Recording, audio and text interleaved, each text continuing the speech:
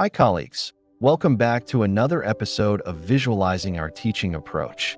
Let's take a look at how to use storyboards to teach writing. There are many ways to teach writing, but one of my favorites is the Storyboard Templates method.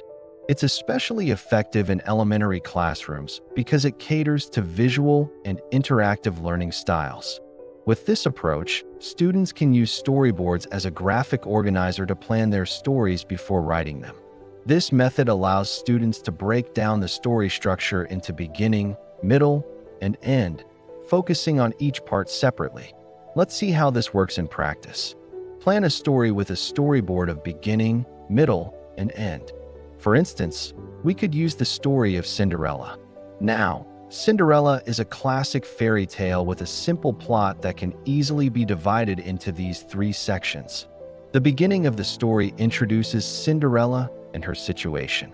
The middle part focuses on the events leading up to the prince's ball, and the ending covers the ball and Cinderella's transformation.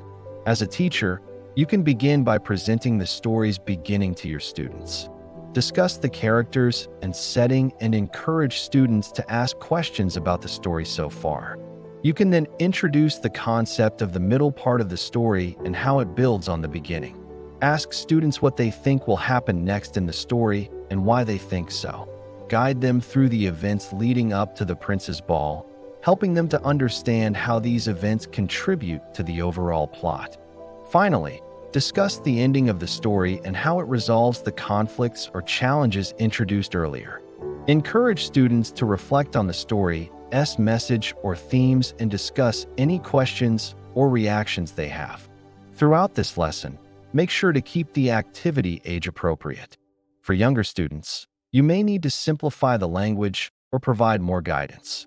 For older students, you can challenge them to think more critically about the story's elements. Additionally, incorporate student input by asking for their ideas and suggestions at each stage of the story. This will help them feel invested in the story and more willing to participate. Also, encourage collaboration by having students work in pairs or small groups to plan their stories. This will allow them to share ideas and receive feedback from their peers. To reinforce concepts, use colorful, tactile materials or visual aids such as sticky notes, markers, or drawings. These will help students stay engaged and will make the activity more memorable. Finally, provide opportunities for students to reflect on their learning by asking them to write a summary of the story or to create their own storyboard. They can also share their stories with the class or even perform them as a group. Now let's consider how we can modify this approach to suit diverse learners. For students who need additional support, provide sentence starters or a word bank to help them with their writing. You can also break the activity into smaller chunks and provide more frequent feedback. For students who are ready for enrichment, challenge them to write a sequel or to rewrite the story from a different point of view.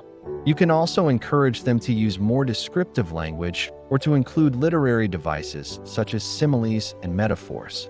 In conclusion, the Storyboard Templates method is a great way to teach writing because it breaks down the writing process into manageable chunks and allows students to plan their stories visually. It caters to different learning styles and can be modified to meet the needs of diverse learners.